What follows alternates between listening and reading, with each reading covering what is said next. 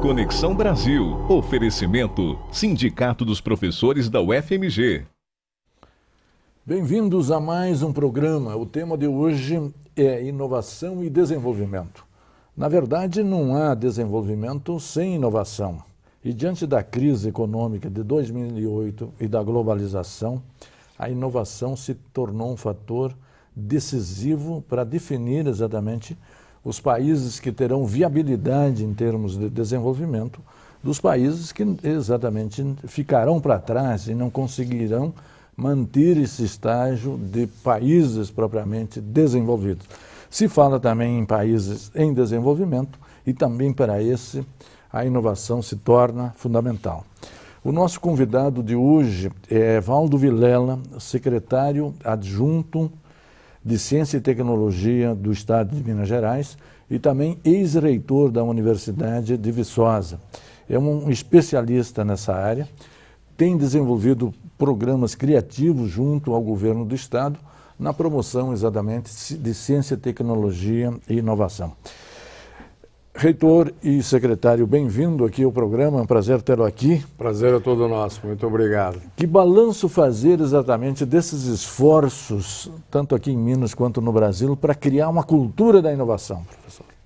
É absolutamente necessário, porque hoje nós vivemos uma economia do conhecimento, né? A inovação, ela hoje tomou conta de todos os nossos de todas as nossas mentes, de todos os nossos produtos e serviços, né? Antigamente a gente vivia com uma máquina de escrever alguma coisa, alguma máquina em casa, que só terminava quando acabava mesmo, né? Claro. E hoje não é mais assim. Feitas hoje, para durar. Feitas para durar. Hoje você descarta coisas em casas que ainda estão muito boas, mas claro, não servem mais. Isso é porque uma questão muito, muito importante é que nós temos muitos problemas para resolver.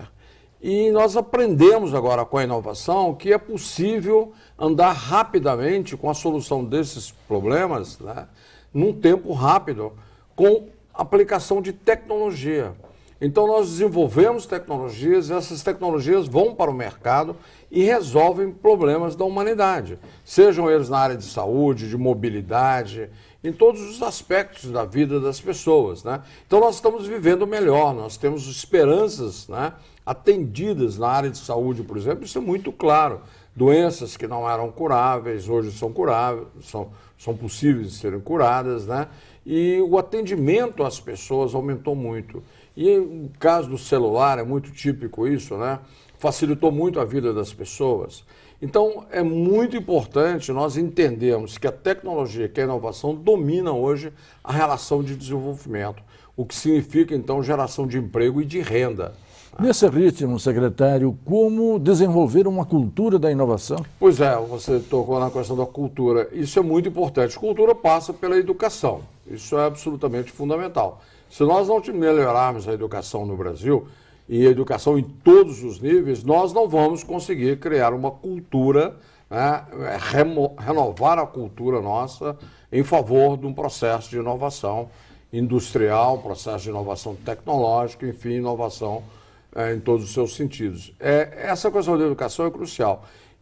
Mas nós também temos desenvolvido ações, nós temos no Brasil, na área de empreendedorismo, por exemplo, né? Sim. Porque a inovação passa pelo indivíduo empreendedor. Claro. Se ele não for empreendedor, ele não se qualifica para o processo de inovação.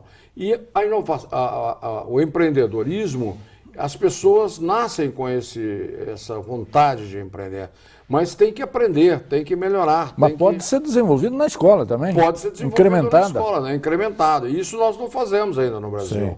As nossas escolas ainda são pobres no sentido de tornar, é muito mais a busca do emprego, isso é muito da nossa cultura, né? E as universidades públicas brasileiras, na maior parte delas, excelentes no ensino, mas elas também não contribuem para formar pessoas que vão ser empresários, né? Muito pelo contrário, a pós-graduação nossa, por exemplo, ela caça muito esse viés empreendedor dos nossos jovens, Sim. né?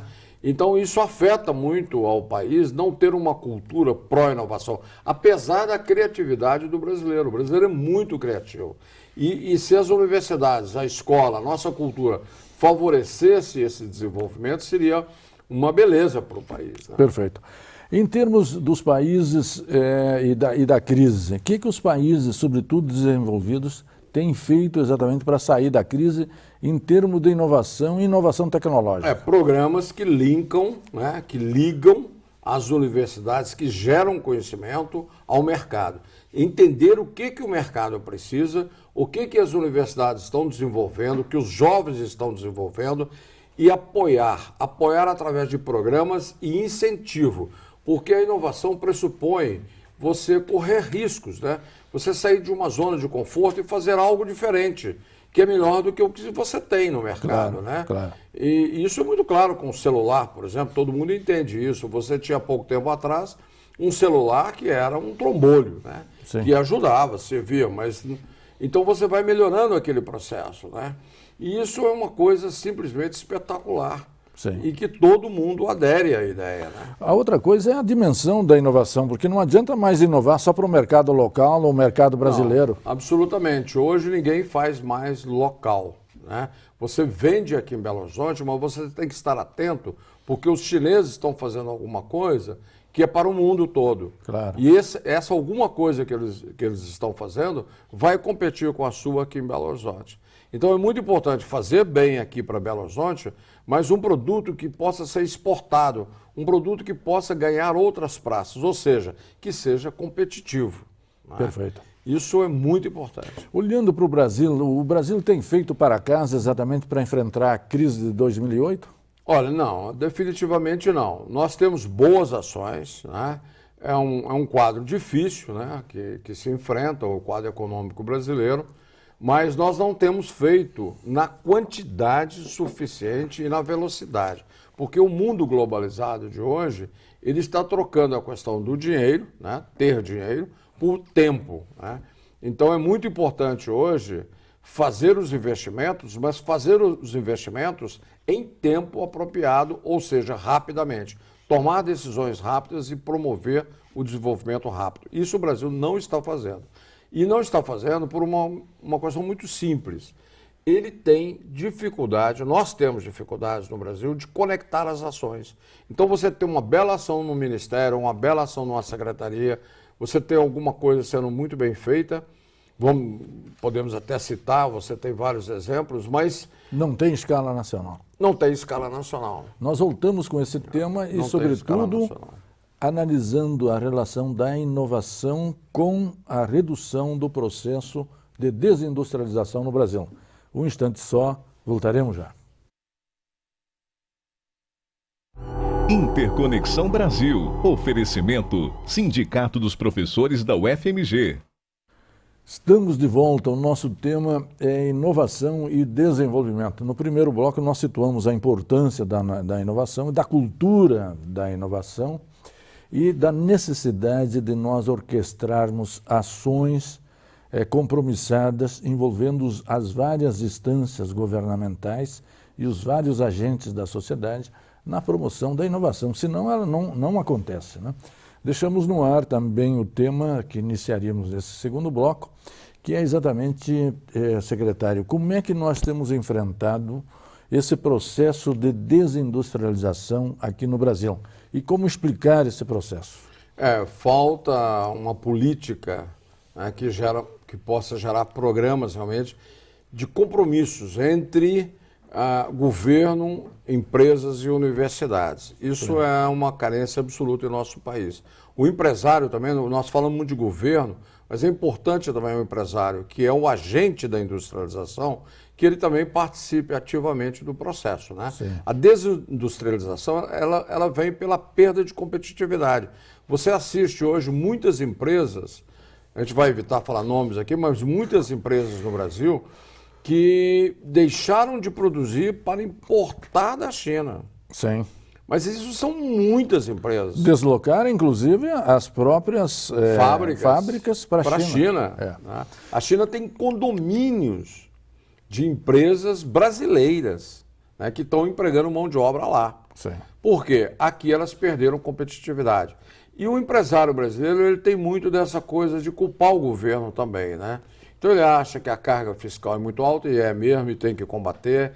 Ele acha que é muito burocrático e tem que realmente diminuir a burocracia. Ele acha isso, ele tem muita razão naquilo que ele acha.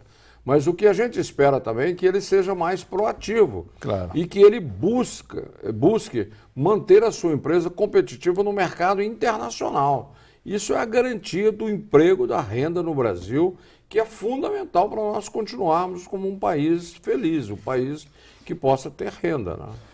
Voltando, por exemplo, à integração entre universidade e empresa, como que essa integração tem evoluído? Tem melhorado muito, mas ainda falta muito também, porque a universidade brasileira, principalmente a universidade pública e a privada também, ela foi criada para dar títulos, né? Para dar o bacharel, para formar um indivíduo, dar um diploma, dar um anel para ele.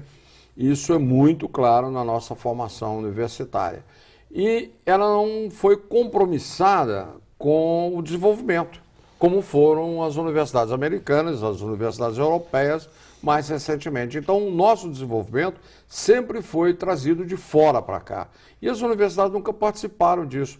E agora elas são chamadas a participar, né? Aí existem algumas resistências, mas aqui nós temos que ser muito claros. A UFMG, por exemplo, hoje é uma universidade de vanguarda, uma universidade que tem uma competência muito grande e que está disponibilizando todo o seu conhecimento, todos os seus experimentos para as empresas, né? E isso no governo de Minas nós temos feito um bom trabalho. O Sistema Mineiro de Inovação, ele tem captado essas tecnologias, esses conhecimentos e facilitado, porque uma empresa muitas vezes ela tem dificuldade de chegar na UFMG, ela tem dificuldade de chegar na PUC, ela tem dificuldade...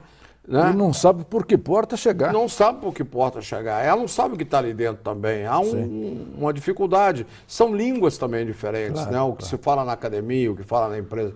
O Sistema Mineiro de Inovação, que é o nosso CIMI, que tem um www.cime.org.br, ele trabalha exatamente virtualmente essa conexão. E depois de trabalhar virtualmente, ele traz para os encontros de inovação, que são presenciais, onde o empresário encontra com o pesquisador das universidades mineiras, inclusive do interior, e aí você trava uma relação de confiança muito importante, onde toda a sapiência, todo o conhecimento do nosso estudante de pós-graduação vai ser colocado à disposição da empresa e a empresa também se colocar à disposição dos nossos laboratórios universitários, melhorando esses laboratórios, com reflexo na melhoria da graduação. Isso é muito, formar engenheiros, né, mais conectados com as novas tecnologias, mais conectados com as nossas empresas, né? Isso é fundamental porque você tem que formar um engenheiro hoje que esteja conhecendo todas as tecnologias do mundo, não só aquelas poucas que ele aprendeu no livro, né? Perfeito. Nós estamos com duas oportunidades excelentes no Brasil, que é a Copa do Mundo no ano que vem e as Olimpíadas em 2016, né? O que nós fizemos com tantos investimentos nessas oportunidades, em termos de inovação do país, ou nós importamos tudo do exterior, desde serviços até tecnologia? Infelizmente, aproveitamos muito pouco. Há uma certa desorganização no Brasil ainda, como eu estava dizendo no início, falta conectividade, falta conexão, falta ligação entre as ações de governo, as ações das próprias empresas. Então, nós estamos importando todos os serviços, né? Principalmente da Alemanha, da Inglaterra, importamos muito. E estamos aproveitando pouco para movimentar a nossa própria indústria. Isso é lamentável, é uma perda de oportunidade muito grande. Porque, e aqui me lembra muito bem, o fato de que a inovação ela vem sempre de uma oportunidade. Claro. Então você cria a Copa do Mundo, né? Você cria uma série de necessidades, de oportunidades. Então o país precisava estar mais bem organizado, claro, com programas governamentais, junto com as empresas. Isso não é fácil, né? Mas é possível, e os outros países fazem isso muito bem. Os países desenvolvidos, né, como a China, a Inglaterra, a Alemanha, fazem isso muito bem. E após a Copa do Mundo, você tem uma maravilha de tecnologias, de serviços. O país melhora muito. Talvez isso possa acontecer nas Olimpíadas. Com a experiência da Copa, a gente possa ter uma melhoria nessa organização do que nós geramos de conhecimento e o que nós precisamos gerar de produtos e serviços no mercado. Perfeito. No terceiro bloco, nós vamos trabalhar o que se tem feito aqui em Minas Gerais em termos da promoção da inovação e também da competitividade.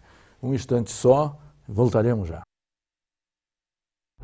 Interconexão Brasil. Oferecimento Sindicato dos Professores da UFMG.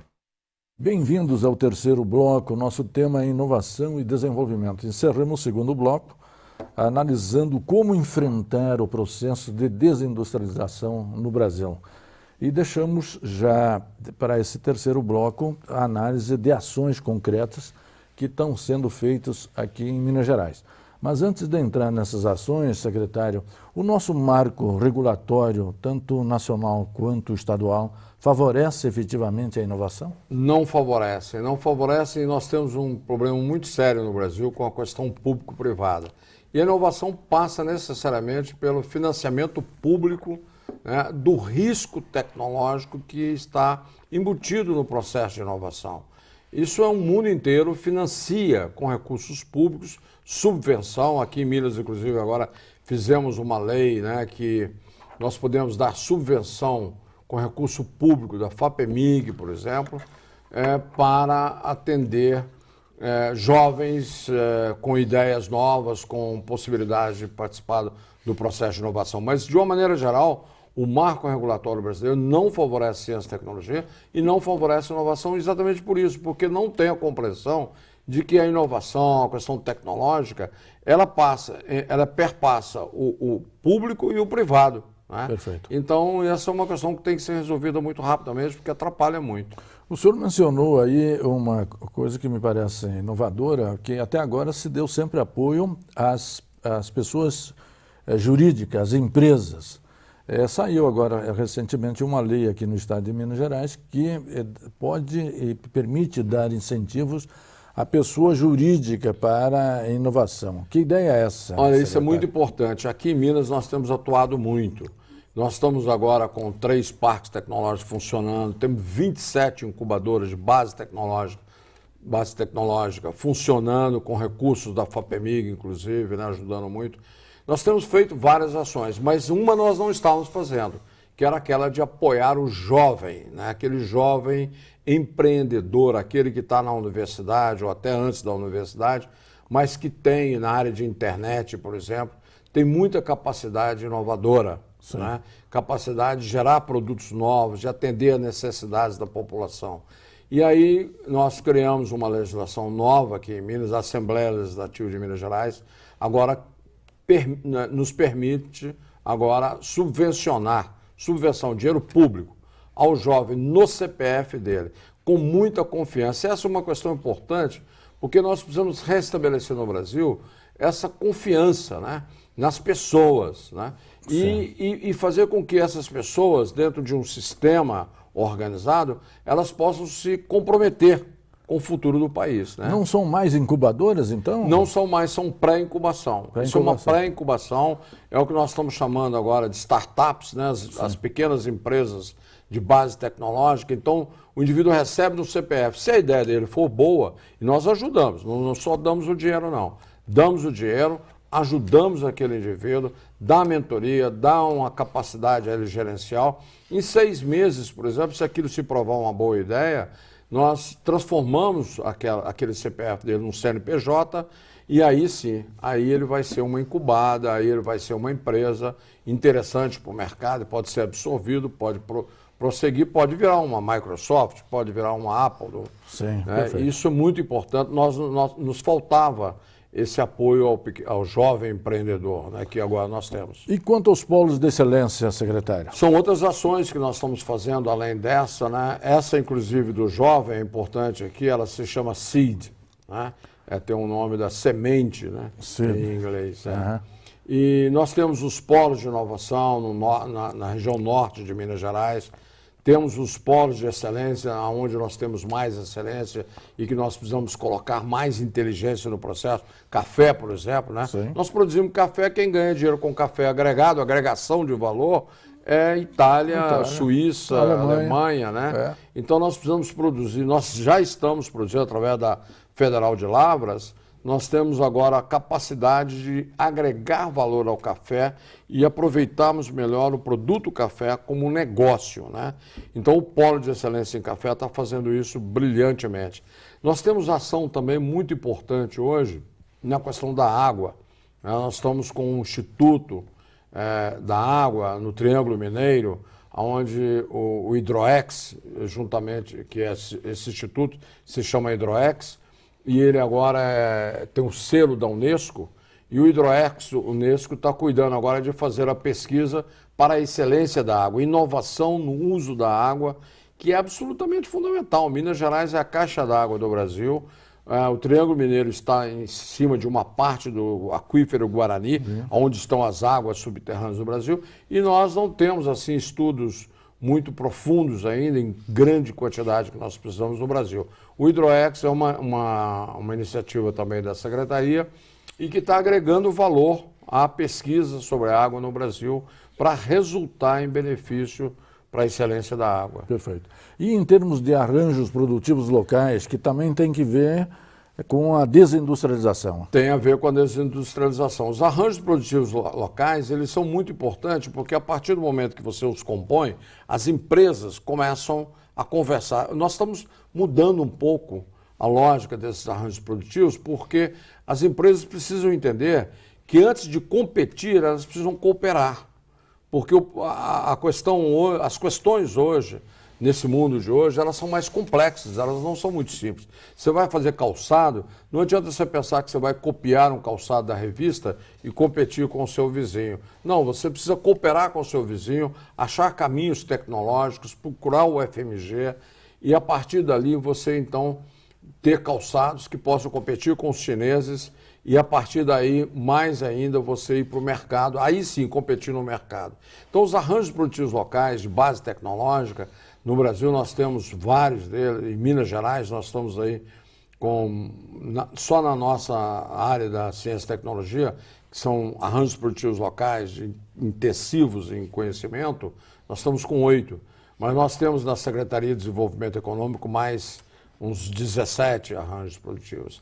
E todos eles apoiados pelo governo, apoiados pela indústria, né, e apoiados pelas universidades, que são muito importantes e estão fazendo muito bonito, estão desenvolvendo novos produtos, novos serviços em Minas Gerais. Em termos de polos tecnológicos? Os polos de excelência, né, eles também estão fazendo um bom trabalho e a gente está agregando a cada dia, isso é que é importante, a renovação da cultura que você falou no início, né? Com esses polos, com os arranjos produtivos, com o CIMI, com o Hidroex, todas essas ações juntas com as outras secretarias, nós estamos renovando a maneira de trabalhar o conhecimento em Minas Gerais, né? E as universidades estão acreditando muito, cada dia mais elas também estão mais aptas a conversar com a indústria. O movimento é muito bom, né? O movimento traz essa esperança da gente de nós fazermos mais rápido esse processo de melhoria, agregação de valor aos produtos através da tecnologia.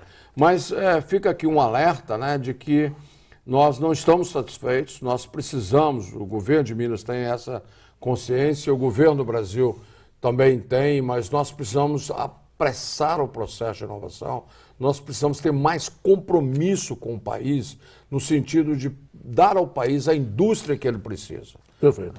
Secretário, queria agradecer muito sua participação aqui no programa, pelos seus esclarecimentos.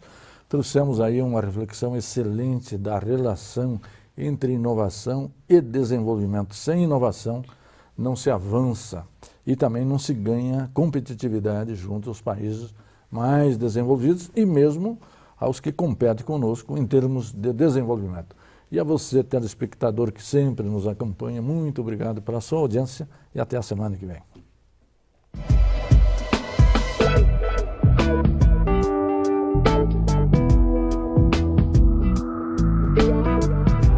Interconexão Brasil. Oferecimento: Sindicato dos Professores da UFMG.